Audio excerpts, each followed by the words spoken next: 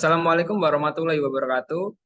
Yang terhormat Ibu Elimatul Imah, selaku dosen pengampu mata kuliah Etika Kecerdasan Buatan, kami dari kelompok 4 ingin mempresentasikan hasil diskusi kami mengenai Good and Bad Robot.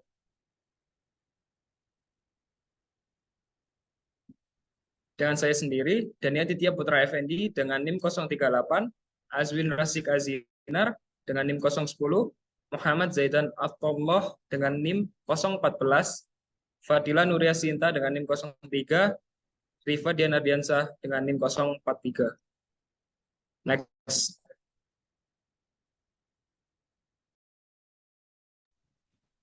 Baik, untuk yang pertama di sini kami akan menjelaskan mengenai definisi. Robot adalah seperangkat alat mekanik yang bisa melakukan tugas fisik baik dengan pengawasan dan kontrol manusia ataupun menggunakan program yang telah didefinisikan terlebih dahulu. Istilah robot itu sendiri berasal dari bahasa Ceko, yakni robota yang berarti pekerja atau kuli yang tidak mengenal lelah atau bosan. Sedangkan kecerdasan buatan atau yang sering kita kenal dengan artificial intelligence atau AI adalah kemampuan sistem untuk menginterpretasikan data eksternal, belajar dari data tersebut, dan menggunakan pembelajaran ini untuk mencapai tujuan dan tugas tertentu melalui adaptasi yang fleksibel.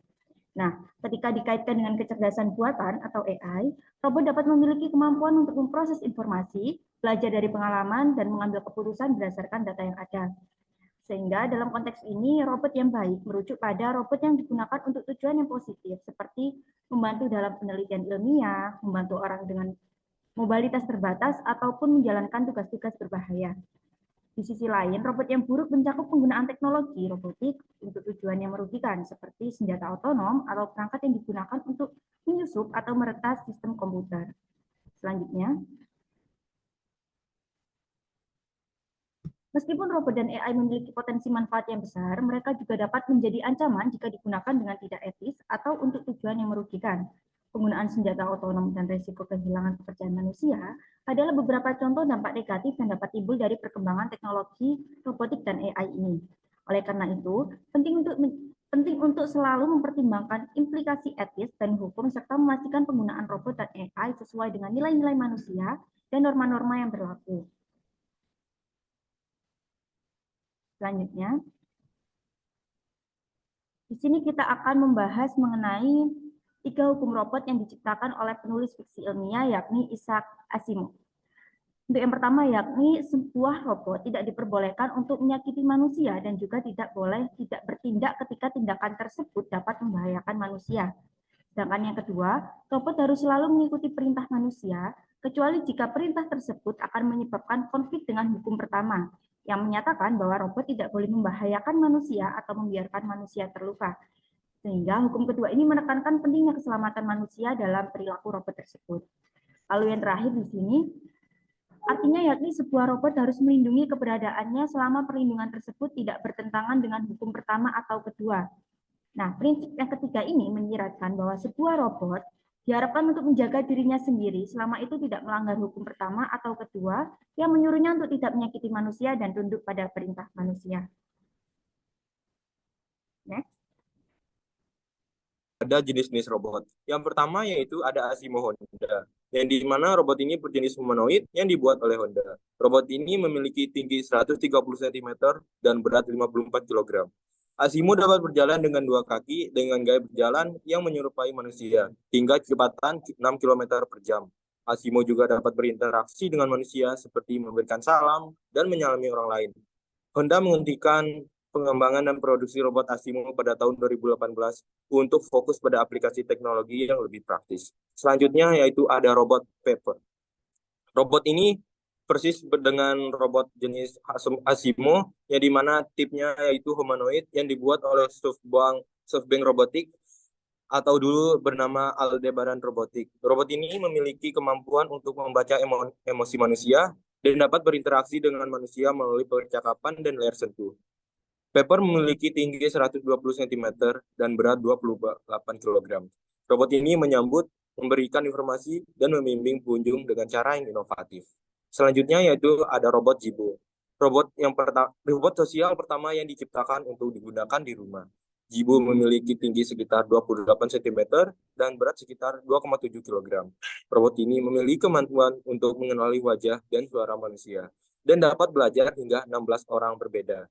Jibo juga dilengkapi dengan teknologi pengenalan suara dan pengenalan bahasa alami, sehingga dapat memahami perintah yang diberikan oleh pengguna. Selanjutnya yaitu ada robot Temi. Robot asisten pribadi yang dirancang untuk membantu pengguna dalam berbagai tugas sehari-hari.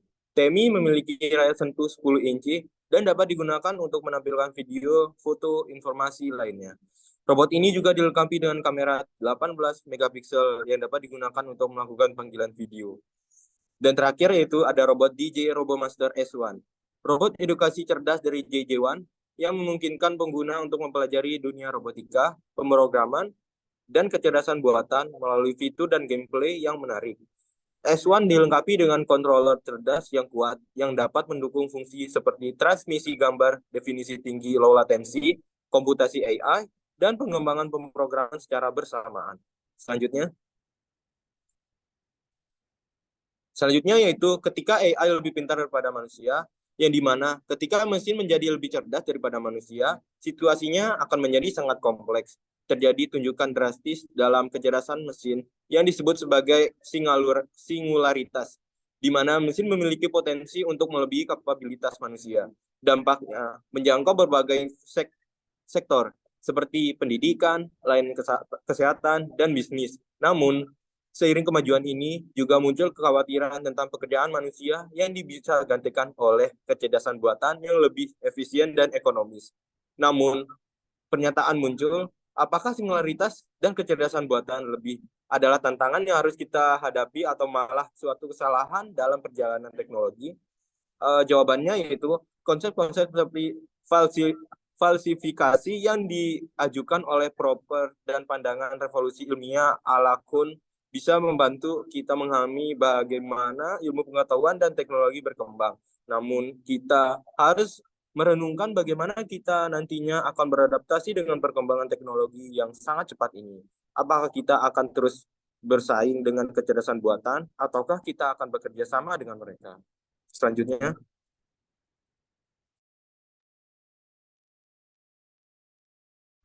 saya akan membacakan tentang Bad Robot.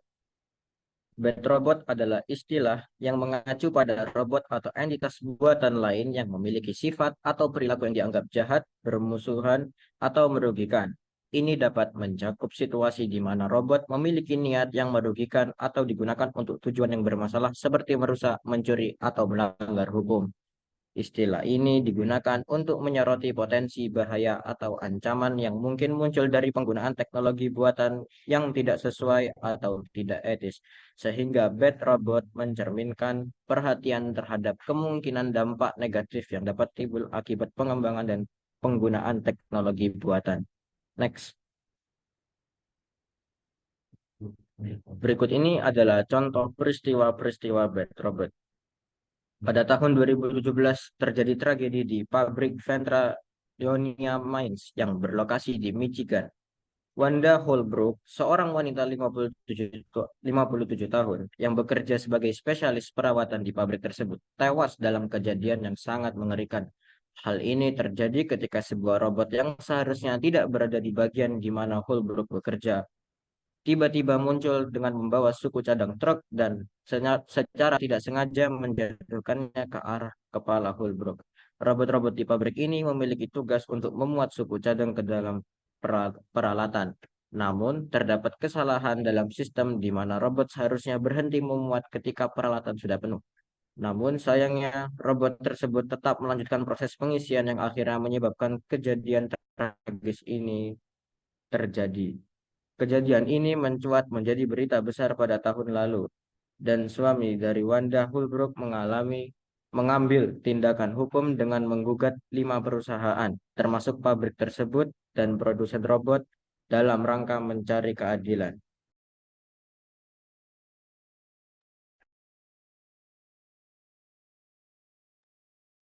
Baik, untuk peristiwa selanjutnya yaitu ada tubuh diremuk oleh robot. Salah satu peristiwa tersebut ada Anna Maria Vital, seorang buruh di Golden State Food di California, tewas di tangan robot pengangkat kotak. Kejadian ini muncul saat Anna Maria berinisiatif untuk memperbaiki kotak yang macet di sebuah lengan robot. Namun ketika Anna Maria masuk ke kandang robot untuk mengeluarkan kotak tersebut, robot yang masih menyala lalu menangkap dan mengangkatnya seakan ia adalah salah satu kotak yang harus diangkat. Robot tersebut meremuk tubuh Anna Maria, sementara upaya untuk mematikan mesin gagal dan menariknya dari robot justru memperburuk keadaannya. Peristiwa selanjutnya yaitu ada tertusuk lengan robot. Pada tahun 2015, seorang guru muda bernama Ramji Lal di pabrik SKH Metals di India, ditewaskan ditikam oleh lengan robot yang seharusnya bekerja mengangkat dan mematri bahan besi. Hal ini terjadi pasca sebuah lengan robot tidak mengangkat besi dengan benar dan lalu memperbaiki posisinya.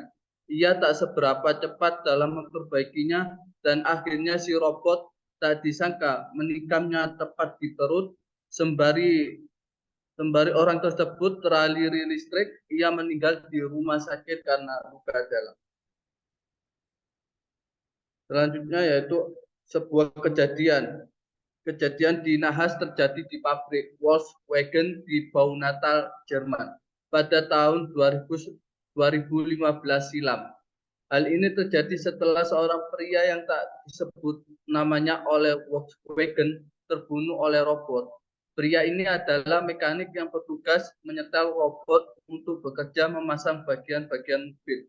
Namun tak disangka robot tersebut menjepitnya ke dinding logam, melukainya dengan serius dan akhirnya menjadikannya tak bernyawa.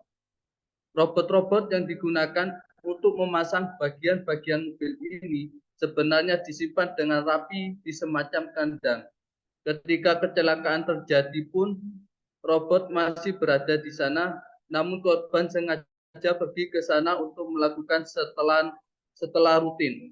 Menurut rilis resmi Volkswagen, insiden ini murni human error atau karena pekerja lain yang berada dalam satu tim tidak tersentuh. Namun tindakan preventif harusnya bisa dilakukan sebelum ada insiden terjadi.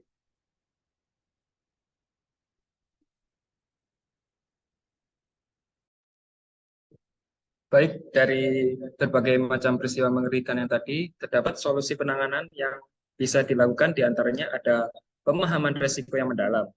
Terkait berbagai peristiwa mengerikan sebelumnya, tampaknya tidak ada pemahaman yang mendalam tentang risiko yang terlibat ketika seorang pekerja berusaha memperbaiki robot atau mengatasi masalah di sekitar robot.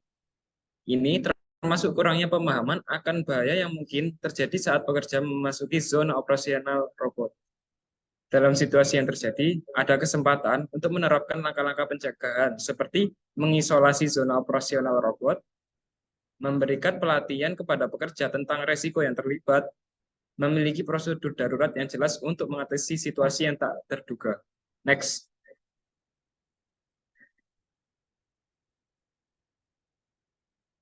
Dan yang kedua, adanya pendidikan dan pelatihan. Melakukan pendidikan dan pelatihan terhadap semua pihak yang terlibat seperti pengguna AI, pengembang, insinyur data, pengguna, dan pemangku kepentingan lainnya harus memahami potensi risiko dan kompleksitas AI. Dalam situasi yang terjadi, seperti yang dialami Anna Maria, seperti peristiwa sebelumnya, perlu adanya pelatihan terhadap pengguna robot seperti Anna, ini sehingga dapat mencegah Anna Maria masuk ke zona kerja robot tanpa persiapan yang benar. Selain itu, pelatihan juga dapat mencakup pengetahuan tentang tindakan darurat yang harus diambil jika terjadi situasi berisiko tinggi. Next. Dan yang ketiga, ada kerjasama dengan regulator. Bekerjasama dengan pihak regulasi untuk memastikan bahwa AI tetap berada dalam kerangka etika yang benar. Regulator yang memiliki pemahaman yang mendalam tentang teknologi AI dan industri yang terkait adalah kunci dalam mengawasi dan mengatur penggunaan AI.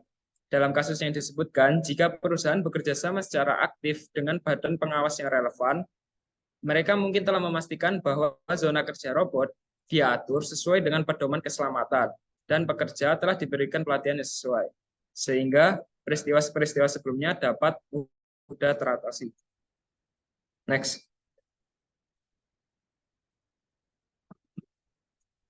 Sehingga dari berbagai macam diskusi kami dapat menarik kesimpulan dari beberapa research yang ditemukan, dapat disimpulkan bahwa ketika AI lebih pintar dari manusia, hal tersebut dapat membawa dampak positif dan negatif pada manusia itu sendiri. AI dapat membantu manusia dalam berbagai aspek kehidupan, seperti dalam dunia pendidikan, bisnis, dan teknologi. Namun, jika AI tidak terkontrol, hal tersebut dapat membahayakan manusia seperti terjadinya kasus tragis manusia yang dibunuh oleh robot seperti peristiwa sebelumnya. Oleh karena itu, manusia perlu memperhatikan penggunaan robot secara bijak dan memastikan bahwa robot yang digunakan aman dan terkontrol.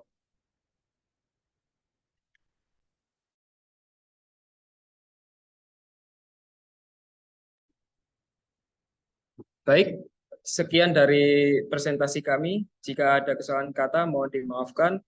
Wassalamualaikum warahmatullahi wabarakatuh.